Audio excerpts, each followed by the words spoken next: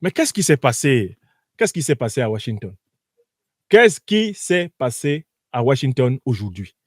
Qu'est-ce qui s'est passé à Washington aujourd'hui? C'est important qu'on le sache.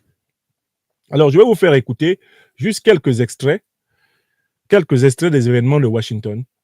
La terrible querelle entre Volodymyr Zelensky, président de l'Ukraine, et Donald Trump, qui est donc le président des États-Unis d'Amérique, récemment installé, début janvier, dans ses fonctions. Alors, je voudrais vous proposer de voir un extrait de cette querelle, parce que certains d'entre vous n'ont pas vu. C'est du jamais vu. Chez moi, à Douala, on dit na helele. Na helele. Ce qu'on a vu aujourd'hui là. En Bassa, on dit Masourma Mangira. En Douala, on dit Masouma Punda. La fin des temps est arrivée. Tout est dehors, tout est versé. Nous sommes vraiment à l'ère du verseau. Tout est dehors, tout est versé. Zelensky s'est levé de l'Ukraine pour rendre visite aux États-Unis sur invitation, que dis-je, convocation de Donald Trump.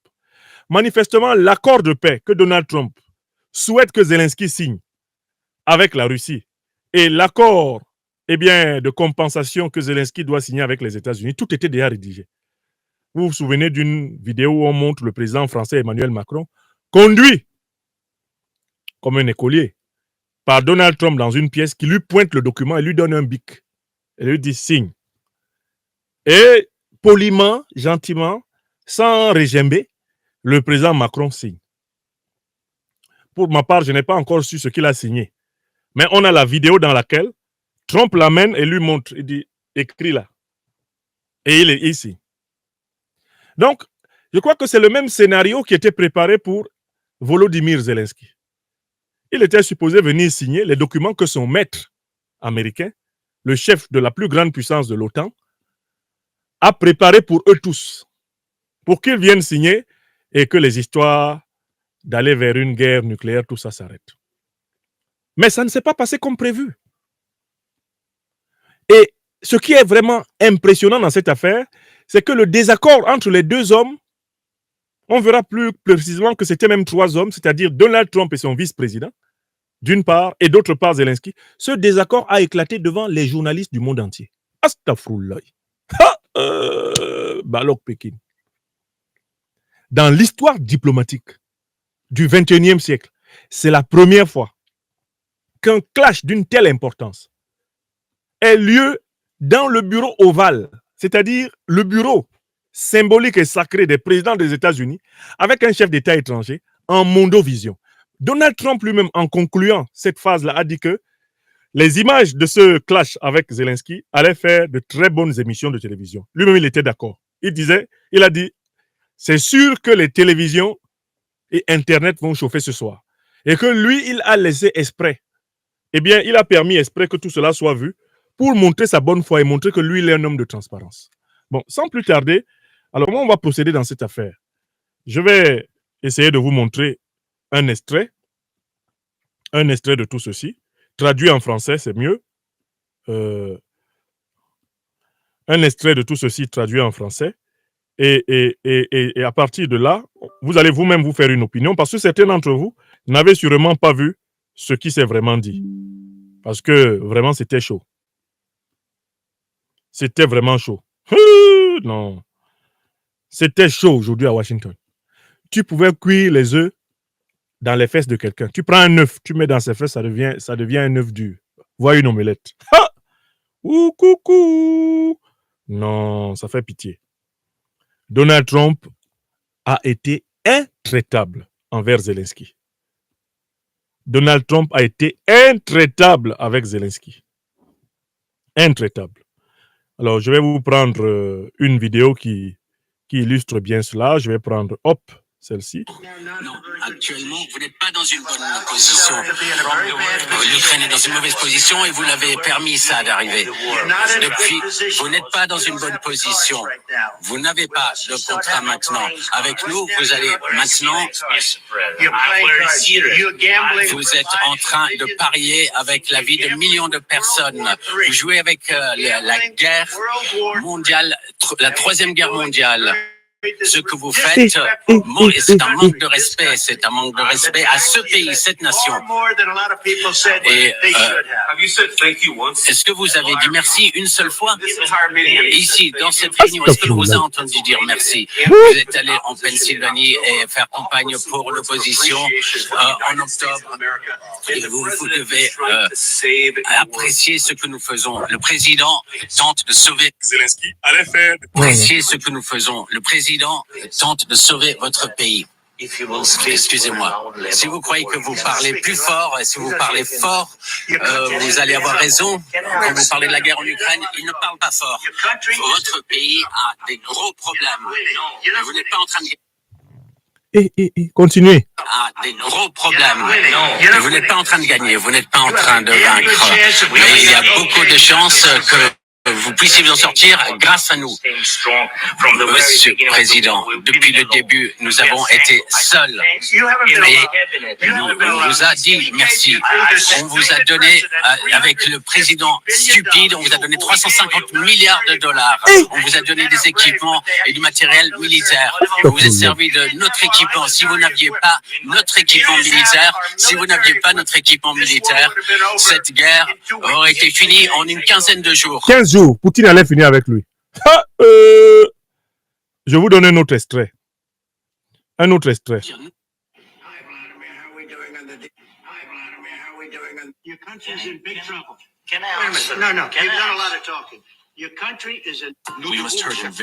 C'était grave aujourd'hui.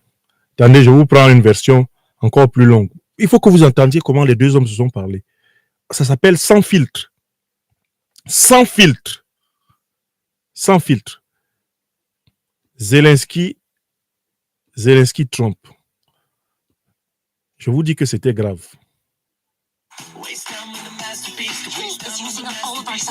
J'enlève juste la pub. D'accord. Vous voulez que je dise des choses atroces sur Poutine et ensuite dire « Salut Vladimir, comment ça va? On s'en sort sur cet accord ?» Non, ça ne fonctionne pas comme ça. Je ne suis pas aligné avec Poutine ni avec qui que ce soit. Je suis aligné avec les États-Unis d'Amérique. Et je travaille pour le bien du monde. Je suis aligné avec les intérêts du monde et je veux passer à autre chose. Vous voyez toute la haine qu'il a contre Poutine. C'est difficile pour moi de trouver un accord avec autant de haine. Donc je comprends bien, mais je peux vous dire que l'autre côté, l'autre parti, écoutez bien, ne l'aime pas vraiment non plus. Donc, sur cette question d'alignement, je dois dire que je suis aligné avec les intérêts du monde. Je veux passer à autre chose, je veux régler ce conflit. Je suis aligné avec les intérêts de l'Europe. Je veux voir si on peut réussir cet accord. Vous voulez que je sois dur? Je peux être plus dur que qui que ce soit. Je peux être tellement dur. Mais on n'aura jamais un accord comme ça. Donc voilà comment on avance. Une autre question. Oui, j'aimerais réagir.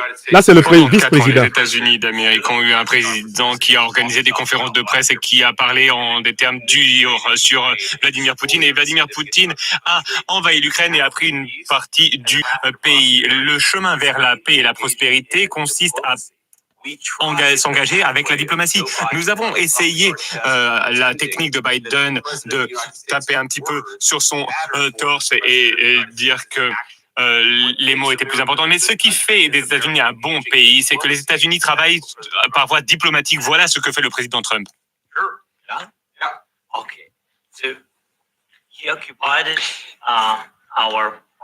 Il occupe de grands territoires sur l'Ukraine, dans l'est de l'Ukraine et la Crimée.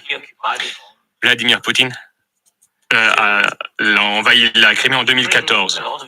Pendant de nombreuses années, donc je ne parle pas que de Biden, mais il y avait Obama, le président Obama, puis le président Trump, puis le président Biden, écoutez bien, le président Trump.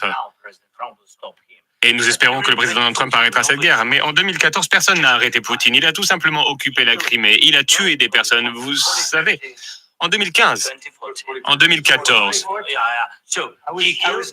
je n'étais pas là. Ah, il dit qu'il n'était pas là-bas. Trump dit que lui n'était pas là-bas. Oui, mais en 2014 jusqu'à 2022, la situation était la même. Ouais. C'est-à-dire qu'il y a des personnes qui sont mortes. Personne ne l'a arrêté. Nous avons échangé avec lui. Nous avons échangé en bilatéral à de nombreuses reprises. Et avec lui, nous avons signé, comme en 2019, j'ai signé avec lui un accord. J'ai signé avec lui, avec Emmanuel Macron et Angela Merkel, nous avons signé un cessez-le-feu. Incroyable. Et tout le monde m'a dit que nous avons signé, hein, c'était écrit. Ouais, c'était écrit. Mais après ça, il a brisé le cessez-le-feu. Il a tué nos concitoyens. Il n'a pas échangé de prisonniers. Pourtant, nous avions signé un accord sur l'échange de prisonniers, mais il n'a pas respecté le contrat. Ouais. De quel type de diplomatie parlez-vous, JD? Que signifiez-vous? Je parle d'une diplomatie qui peut mettre un terme à la destruction de votre pays. Monsieur le Président, avec tout le respect que je vous dois, je pense que ce n'est pas respectueux de venir à la Maison-Blanche et de dire ça aux médias. Vous forcez des personnes à aller sur la ligne de front. Vous devriez remercier le président Trump de mettre un terme à ce conflit. Mais vous devriez voir le conflit. J'ai vu les histoires et je sais ce que vous faites. Vous faites une tournée de propagande. Vous avez des difficultés à recruter des personnes pour l'armée, non? Et vous venez à la Maison-Blanche et vous vous attaquez à l'administration qui essaie de éviter la destruction de votre pays. Beaucoup de questions. Commençons par la première. Tout d'abord, pendant la guerre, tout le monde a des problèmes. Même vous. Et vous avez un océan entre la guerre et vous, mais vous allez ressentir l'impact. Vous ne savez pas ça. Non, ne nous dites pas ce que nous allons ressentir. Nous essayons de régler un problème. Ne nous dites pas ce que l'on va ressentir comme effet. Ouais. Non, vous n'êtes pas en position de nous dire ça. C'est la première chose. Vous n'êtes pas du tout en position de dicter ce que nous allons ressentir ou les impacts que nous allons ressentir. Nous allons nous sentir très très bien. Nous allons nous sentir forts. Vous allez vous sentir influencé. Vous n'êtes pas en position pour le moment de dire quoi que ce soit. Et tu n'as rien à dire. Vous n'êtes pas dans une bonne position aujourd'hui. Vous n'avez pas les cartes en main pour le moment. Eh oui. Grâce à nous, vous avez quelques cartes en main. Monsieur le Président, vous jouez avec la vie de millions de personnes. Vous jouez avec la Troisième Guerre mondiale. Vous risquez la Troisième Guerre mondiale. Oh. Et ce que vous faites est un manque de respect pour le pays, ce pays. Je vous respecte. Est-ce que vous avez dit merci au moins une fois? Dans cette réunion, durant cette réunion, est-ce que vous avez dit merci? Vous êtes allé en Pennsylvanie et vous avez fait campagne pour l'opposition au mois d'octobre. Donc au moins vous devriez exprimer de la gratitude envers les États-Unis et le président essaie de sauver votre pays. S'il vous plaît. Si vous parlez fort de la guerre, il ne parle pas fort. Il ne parle pas fort. Votre pays est en très grande difficulté. Est-ce que je peux parler? Non, vous ne parlez pas. Votre pays est en difficulté. Oui, je le sais. Vous ne gagnez pas. Vous ne gagnez pas. Vous avez une chance de vous en sortir grâce à nous. Monsieur le Président, nous sommes forts dans notre pays. Depuis le début de la guerre, nous avons été seuls et nous sommes reconnaissants. Vous n'avez pas été seul. Vous n'avez pas été seul. Nous vous avons donné 350 milliards de dollars. Nous vous avons donné de l'équipement militaire. Vos équipes sont courageuses. Mais si vous n'aviez pas notre équipement militaire, si vous n'aviez pas notre matériel militaire, cette guerre se serait terminée en 2 semaines. 2 semaines. En quelques jours, oui, je l'ai entendu de la part de Poutine. En 3 jours, peut-être moins. En 2 semaines. Eh bien oui, ça va être vraiment très difficile de faire des affaires comme ça. Vous devriez au moins dire merci. J'ai dit merci à de nombreuses reprises au peuple américain. Mais il y a un désaccord. Et il va falloir régler ces désaccords, ces différends, avant de parler et de dire des mensonges aux médias américains. Mais je pense qu'il est bon pour les Américains de voir ce qui se passe. Je pense que c'est très important. C'est pourquoi cet entretien dure aussi longtemps. Vous devez être reconnaissant. Vous n'avez pas les cartes en main. Vos concitoyens meurent, vous manquez de soldats, vous avez de moins en moins de soldats. Ce serait. Et ensuite vous nous dites, oh, je ne veux pas de cesser le feu, je ne veux pas de cesser le feu. Je veux continuer, je veux faire ci, je veux faire ça. Si vous pouviez avoir un cessez-le-feu aujourd'hui, eh bien, il faudrait le prendre afin qu'il y ait plus de morts. Oui, évidemment que nous voulons un terme à la guerre. Mais vous dites que vous ne voulez pas de cessez-le-feu. Moi, je veux un cessez-le-feu. Parce que vous aurez un cessez-le-feu plus vite qu'un accord. Mais demandez l'avis de notre population sur un cessez-le-feu. C'est Biden qui n'est pas très intelligent. C'était avec Obama. Mais c'était votre président. C'était avec Obama qui vous a donné les... moi, je vous ai donné les Javelin pour vous attaquer à ces tanks. Obama vous a donné pratiquement rien. Moi, j'ai donné des missiles. Et vous devez être plus reconnaissant. Parce que je peux vous dire que vous n'avez pas les cartes en main. Avec nous, vous avez les cartes. Mais sans nous, vous n'avez aucune carte en main. L'accord va être difficile à signer parce que les attitudes ont changé. Et si la Russie rompt le cessez-le-feu, qu'allez-vous faire s'il y a une violation de la part de la Russie du cessez-le-feu? Qu'entendez-vous? Elle demande qu'est-ce qui va se passer si la Russie rompt le cessez-le-feu. Oui, ben, et si une bombe vous tombe sur la tête maintenant? Et s'il viole le cessez-le-feu? Et ils l'ont violé avec Biden parce qu'il ne le respectait pas. Il me respecte, il respectait Obama. Je vais vous dire une chose, c'est que Poutine a traversé beaucoup de choses avec moi. Il y a eu une fausse chasse aux sorcières où il y avait toute cette histoire sur la Russie, l'influence russe sur mon élection. Il y a eu toutes ces arnaques avec Biden, avec Hillary, avec Adam Schiff. Il a traversé ça avec moi. Il a traversé tout cela. Et nous n'avons pas fini en guerre. Il a traversé tout ça. Il a été accusé de beaucoup de choses, mais il n'avait rien à voir avec tout cela. Nous avons vu l'affaire de Hunter Biden. C'était vraiment terrible tout ce qui s'est passé. Ensuite, on a parlé de l'ordinateur portable de Hunter Biden qui était rempli d'informations par la Russie, etc. Et Vladimir Poutine a été accusé de toutes ces choses alors qu'il n'avait rien fait. Tout ce que je peux dire, c'est ça. Il a peut-être violé des accords avec Obama, avec Bush, avec Biden. Il a fait, peut-être. Je ne sais pas ce qui s'est passé, mais en tout cas, il n'a pas rompu les accords qu'il a signés avec moi. Il veut un accord. Je ne sais pas si c'est possible d'avoir un accord, mais le problème aujourd'hui, c'est que je vous ai autonomisé pour que vous soyez dur. Et je ne pense pas que vous soyez dur sans les États-Unis. Et vos concitoyens sont très courageux. Mais on doit signer un accord ou alors c'est fini. Et si c'est fini, vous allez voir les conséquences. Je ne pense pas que ce sera de bonnes conséquences pour vous, mais vous devrez continuer à vous battre seul. Mais vous n'avez pas les cartes en main. Mais une fois que nous aurons signé cet accord, vous serez dans une bien meilleure position. Mais vous n'êtes pas du tout reconnaissant. Et ça, ce n'est pas sympathique. Je vais être tout à fait honnête, ce n'est pas sympathique. Très bien, je crois qu'on en a assez vu. Qu'en pensez-vous? Ça va être de la bonne télévision, ça je peux vous le dire.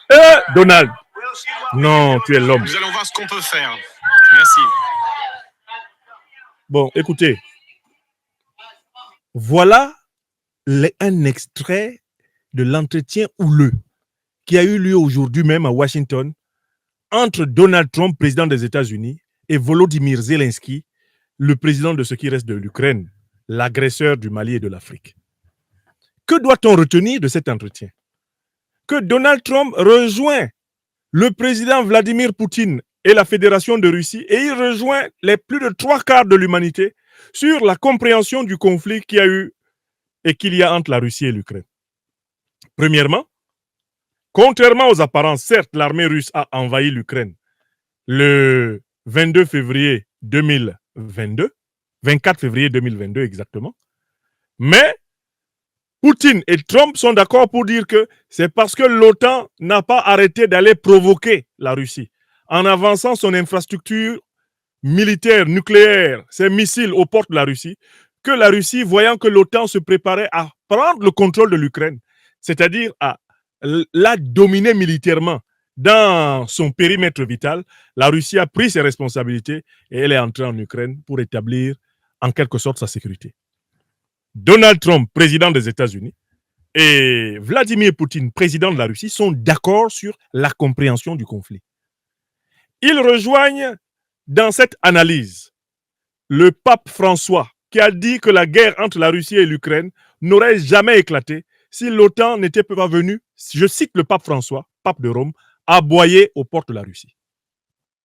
Et tout le monde peut bien regarder l'emplacement des forces armées de l'OTAN en 1991, au moment du démantèlement de l'ancienne Union soviétique, et regardez l'emplacement des forces de l'OTAN maintenant en 2025. Vous allez voir qu'ils sont partis de l'ouest vers l'est et qu'ils sont arrivés aux frontières de la Russie avec leur infrastructure nucléaire, menaçant littéralement la Russie de dépeçage, la menaçant de soumission, de vassalisation à travers leurs dispositifs stratégiques. Ça, c'est le point 1. Deuxièmement, Trump et Poutine sont d'accord pour dire que c'est le traitement qui a été réservé aux Ukrainiens russophones par le régime de Zelensky. Ce traitement-là a accéléré l'entrée des troupes russes pour défendre les populations russophones d'Ukraine. Trump est d'accord là-dessus avec Poutine et accorde à Poutine que les territoires qu'il a conquis militairement à l'est de l'Ukraine restent à la Russie. D'autant plus que ce sont des territoires majoritairement russophones. Deuxième point. Troisième point, Donald Trump dit devant le monde entier que l'Ukraine ne peut pas faire plus de 2 semaines de guerre contre la Russie. Et que la guerre que nous avons vue depuis 2022 n'est pas la guerre de l'Ukraine contre la Russie. C'est parce que les États-Unis, l'Union européenne, bref, l'OTAN, est le principal fournisseur militaire et même de renseignements et même d'opérations de l'Ukraine que l'armée ukrainienne tient jusqu'à ce jour le peu qu'elle peut tenir. C'est le chef de l'État américain, Donald Trump, qui le dit, en mondovision, en pointant Zelensky du doigt, en disant « sans nous, vous n'avez aucune carte. Sans nous, vous ne pouvez pas jouer au dur. C'est nous, les Américains, c'est nous, l'OTAN, c'est nous, l'Occident, c'est nous, l'Union européenne, qui vous avons soutenu. Si nous vous retirons votre soutien, quatrième information, vous allez voir. Si nous vous retirons votre soutien, vous allez voir. Vous allez déchanter. Poutine va vous tailler en pièces. » Dans d'autres déclarations, Donald Trump a même dit que si Vladimir Poutine n'avait pas de sentiment pour le peuple ukrainien, qui est un peuple frère du peuple russe, il aurait déjà rasé toutes les villes ukrainiennes. Donald Trump l'a dit. Il y a une cinquième chose qui est importante, c'est qu'on ne sait pas le contenu de l'accord sur les ressources minières ukrainiennes qui a été proposé par Donald Trump à Zelensky. Ce qu'on sait quand même, c'est que Trump est un homme d'affaires. Et il dirige les États-Unis en chef d'entreprise. L'entreprise Make America Great Again. Pour lui, les États-Unis ont dépensé près de 400 milliards de dollars pour financer Zelensky dans sa guerre contre la Russie. Il faut que les États-Unis rentrent dans leurs fonds avec intérêt. Donc on peut imaginer que l'accord qu'il avait rédigé là, dont il a commencé à faire signer certaines pages à des dirigeants occidentaux, et peut-être, je n'en suis pas certain, peut-être déjà au président Macron, dans cet accord-là, les États-Unis probablement dépouillent l'Ukraine de tout ce qui lui restait de réserves stratégiques. Et il est certain que Zelensky ait trouvé qu'après l'avoir utilisé pour faire la guerre contre la Russie, c'est vraiment méchant de lui prendre tout ce qui reste de l'Ukraine et de le mettre dans les comptes bancaires américains. Zelensky est donc arrivé à Washington, étant très boudeur. Quand il a lu sans doute le texte de l'accord, son sang n'a fait qu'un tour. Vous savez que Zelensky, à la base, c'est un comédien. C'est un type d'émotion, c'est un émotif. Son sang n'a fait qu'un tour et il a commencé à grincer des dents. Alors que Trump lui dit, je vais te sauver la vie, toi-même, Zelensky. Je vais te sauver peut-être ton pouvoir. Tu auras un petit pouvoir dans la nouvelle Ukraine. Eh bien, débarrassé des territoires devenus russes. Je vais t'arranger, mais en retour, tu ne me refuses rien. Je veux que les États-Unis rentrent dans leur compte, que les États-Unis récupèrent leur argent. Donc, on peut imaginer que Zelensky trouve l'accord minier extrêmement injuste.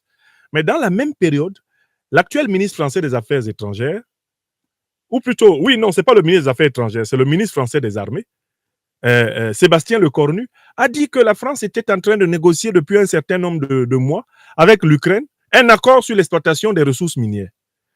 Donc, en fait, on découvre que l'Occident n'avait pas volé au secours de l'Ukraine pour les soi-disant nobles raisons habituelles, la démocratie, l'état de droit, les valeurs. Non, en fait, tout le monde est allé en Ukraine pour la dépouiller. Vous avez vu? L'accord là que Trump veut faire signer à Zelensky, mais en réalité, c'est la privatisation du sous-sol ukrainien et des terres arables, les terres fertiles exceptionnelles de l'Ukraine. D'accord? Mais on découvre que même côté français, il était question de faire signer aux Ukrainiens des accords qui leur permettent de récupérer les richesses ukrainiennes à très bas prix. Vous voyez? Tout ceci n'est-il pas une école pour l'Afrique? C'est une école pour l'Afrique, il faut en tirer 3 leçons. Il ne faut plus jamais croire à la propagande de la démocratie et des droits de l'homme. C'est de la propagande. Quand ça sort de l'élite néocolonialiste et impérialiste occidentale. Tant pis pour celui qui croit en cette histoire. Au nom de la démocratie et des droits de l'homme, ils ont cassé la Somalie. Ils ont cassé la Syrie. Ils ont cassé l'Irak. Ils ont cassé la Serbie. Au nom de la démocratie et des droits de l'homme, ils ont déstabilisé le Sahel. Au nom de la démocratie et des droits de l'homme, ils attaquent tous les pays qui résistent en réalité à leur conception des intérêts, à leur conception du droit international et de l'économie internationale. Première leçon, ne plus se laisser charmer par cette propagande, les juger sur leurs actes. Deuxième leçon, regardez Zelensky. Quand on lui disait que servir l'impérialisme occidental n'a jamais rien rapporté à personne, il n'a pas écouté. S'il avait regardé l'histoire du monde, il aurait vu Manuel Noriega, qui pendant très longtemps était la marionnette des États-Unis, qui a fini par se faire récupérer et jeter en prison aux États-Unis, le dictateur du Panama.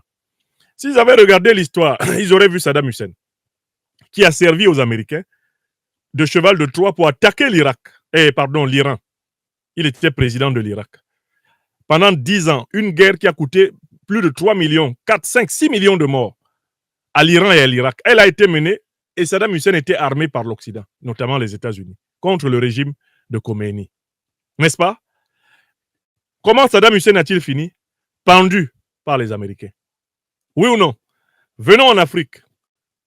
Mobutu Sese Seko Kukumbendu Wazabanga, qui avait reçu 250 000 $ de la CIA pour tuer Lumumba. Où est-ce qu'il a fini, Mobutu? Il a fini renversé par un complot de la même CIA soutenant Museveni, Kagame et Kabila pour prendre le pouvoir à travers l'AFDL à Kinshasa. Oui ou non? Il a fini enterré, pesant 36 kilos, au Maroc. N'est-ce pas? Muammar el-Kadhafi, le guide libyen, avait tenté une embellie avec l'OTAN, avec les États-Unis en général, en passant par la France de Sarkozy. Il lui a donné des dizaines de millions de dollars libyens pour financer sa carrière politique en échange de sa médiation auprès des autorités occidentales. Ça a fini comment? C'est l'OTAN qui a tué Kadhafi et principalement les puissances américaines, françaises et britanniques dirigées par Obama, Sarkozy et Clinton. Obama, Sarkozy et Cameron. Ce sont eux qui ont tué Kadhafi. Après avoir donné à Kadhafi l'impression qu'ils le réintégraient dans leur soi-disant communauté internationale. Voilà quelques exemples très simples du service qu'ils ont rendu à ceux qui leur rendent service. Au point que la diplomatie iranienne a publié ces derniers temps un petit communiqué pour dire que ceux qui servent les intérêts de l'impérialisme américain n'ont jamais été récompensés. Les Iraniens le disent parce qu'ils se souviennent du sort qui a été réservé à Saddam Hussein. Leur pire ennemi. C'est sous injonction américaine. Ce sont les soldats américains même qui sont allés le trouver dans le trou où il se cachait, qui l'ont livré à ses pires ennemis irakiens et qui ont veillé à ce qu'il soit pendu haut et court. Bon. Je rappelle tout ceci pour que les Africains comprennent très bien que quand toi, dirigeant africain, tu décides de servir les intérêts étrangers contre ton peuple, il ne faut pas penser que les étrangers là vont te protéger. Quand ils vont décider de changer de marionnette, parce que toi, tu as été usagé, ce sont eux qui vont te pendre. Les puissances étrangères impérialistes n'ont aucune pitié pour leurs serviteurs. Elles savent que leurs serviteurs ne sont pas soutenus par les peuples qu'ils ont martyrisés. Donc, quand elles veulent se débarrasser de leurs serviteurs, c'est sans scrupule. On sait que de toutes les façons, tu as un dictateur au Congo, tu as un dictateur au Cameroun, tu as un dictateur en Côte d'Ivoire, tu as un dictateur en Afrique. Le jour où ceux qui t'ont aidé à être dictateur ne veulent plus de toi, l'Afrique ne va pas lutter pour toi. Le peuple ne va pas lutter pour toi. Ils vont quand même dire bon débarras. Donc, voilà comment ils remercient à monnaie de singe tout ce qui les servent. Regardez Zelensky. Mais Zelensky, aujourd'hui à Washington, en réalité, la grande question qui se pose pour lui, c'est de savoir qu'est-ce qui explique. Il y a 3 questions qui se posent sur le comportement de Zelensky. Première question, pourquoi a-t-il osé contredire Donald Trump alors qu'il sait qu'il est en position de faiblesse sur le papier? Ça, c'est la première question. La deuxième question, c'est qu'est-ce qui va se passer maintenant qu'il a contrarié Donald Trump et qu'il n'a pas signé l'accord que Donald Trump avait préparé pour lui avec le stylo qui était déjà posé dans la salle où on a vu le même Donald Trump accompagner le président Macron. Qu'est-ce qui va se passer?